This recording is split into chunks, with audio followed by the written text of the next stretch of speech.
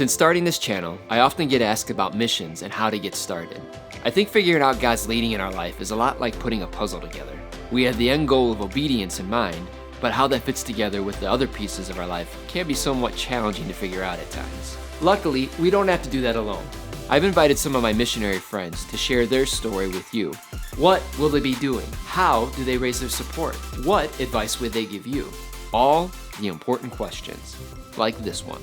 My favorite fantasy animal is a Pegasus, so I don't know if that means anything. The easy answer is a lion, because I'm like, well, you know. A velociraptor, because I'm really good at opening doors. Okay, maybe not that one.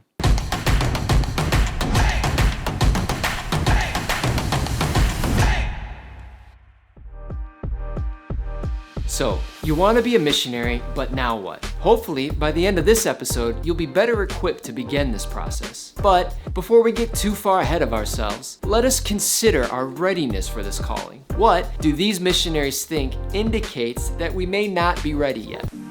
One of the things that I've seen in individuals coming that I think is maybe an indicator of not being quite ready is the lack of ability to be flexible. I say this half jokingly, but when a person comes over and they are unwilling to try new things, especially food. If they see a food and before even tasting it, they say, yuck, I'm not eating that. To me, that already shows this person probably is not ready. I have often jokingly said, you know, where he leads me, I'll follow. What he feeds me, I'll swallow. I would say, for me, a big marker is, are they following a person or are they following a cause?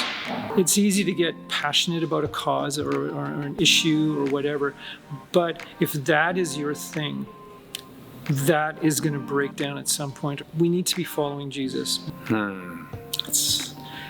Everyone is being prepared in different ways, and obviously it's difficult to read someone else's heart. But if someone is clearly not able to feed themselves spiritually, that would be a warning sign for me. If there's a lot of unresolved issues in their personal life, particularly if I sense in any way that they're running away from a situation, that would be an indication that they're not ready for this yet.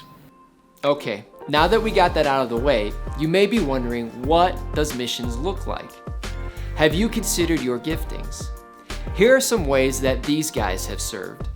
I ended up serving in Japan with college students, which is something I had been doing in the US.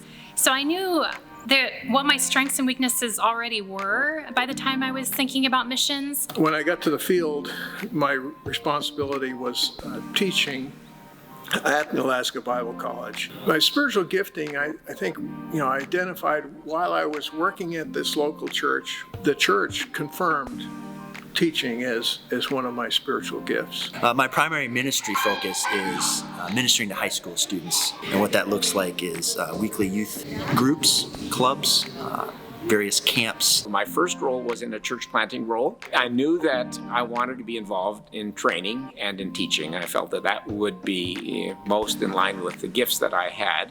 My desire and hope is to be working primarily with the Japanese college student population, doing like Bible studies and teaching English. Now, since we haven't been to Romania yet, we're not entirely sure what the scope is going to look like, but our heart is for youth ministry. Our desire is to be investing in the lives of young people and ultimately have the opportunity to share the gospel with them. And if that's your desire, but you don't know where to start, I've included the links to various missions organizations in a description of this video. There are a lot of factors in choosing an organization, so here are some questions to ask. Do they serve the area that you want to go to? Does their theology match up with yours? Are they flexible, or do they require you to conform to their methods of ministry? Are they large or small? Do they have a lot of resources to offer you? Pre-field or on-field training, security and emergency responsiveness, 401k, health insurance, tax preparation and advice. Hopefully, these are just a few questions that will give you a good start. I think one of the biggest fears people have about becoming a missionary is raising support. Nobody likes the idea of asking for money, but it is a vital part of the missionary process. Here are some of their thoughts about this. Well, that's a fun process. And I say that somewhat facetiously in that it is a little bit scary, but there's also some very sweet blessings from that process. We are not from ministry backgrounds at all, so we had no idea what to do. And so we really started praying specifically, God, what does this look like for you? We need your vision. We read a book called The God Ask that really helped reframe how we looked at partner development and inviting people to participate in what God is doing in other countries through their giving. So fundraising, as the organization taught us and required of us, I started with my home church and got their approval, got their support, got their backing. Certainly, like raising funds to do anything sounds not particularly attractive. I think it started with a conversation with my church that I was a part of and just letting them know what I was thinking about and how God was calling me. And when they jumped on board with support, that was definitely a huge start. And how long did it take? I thought it took forever, but it was really only 9 months. It took me about a year and a half. So it was a full year of support raising. It took about 2.5 years of raising support, but by then I was married and had 2 children. So the entire process for us is going to be relatively 2.5 years. Some of you just freaked out when you heard 2.5 years. So give me a chance to explain some things. There are so many variables in raising support. Are you going to a first world or a third world country? Are you single, married, or bringing a family along? Does your organization allow you to work to reduce your support requirement? How much overhead does your organization require you to raise for them to operate? Here are some general ballpark numbers of support needed depending on your situation. Please keep in mind, these are not exact numbers, they're just a reference point. Also, some organizations like Send will train you and coach you through this process, so you do not have to do this alone. And above all, if you truly believe that God is calling you into missions, then He will provide for you. Don't ignore your calling because there's a mountain in front of you. Head towards it and watch it be moved. And here's some additional encouraging advice. One piece of advice that I would give is to get someone to walk the journey with you. Find a person who has some mission knowledge or mission experience, and just to walk alongside you. This is a journey. These are all parts of journeys, and to have people alongside of us, to do it in community, is just so powerful. It's important just to engage and involve your community, your church, your pastors, your small group. Do they see God calling you as well?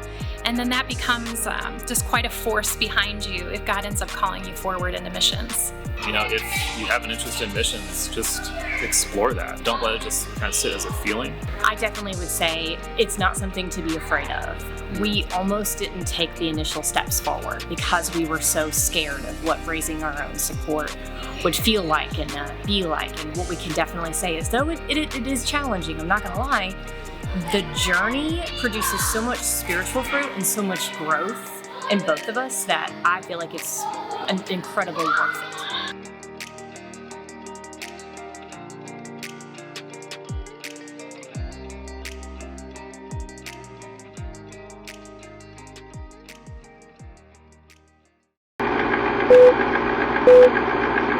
What is the most frustrating thing about the opposite gender?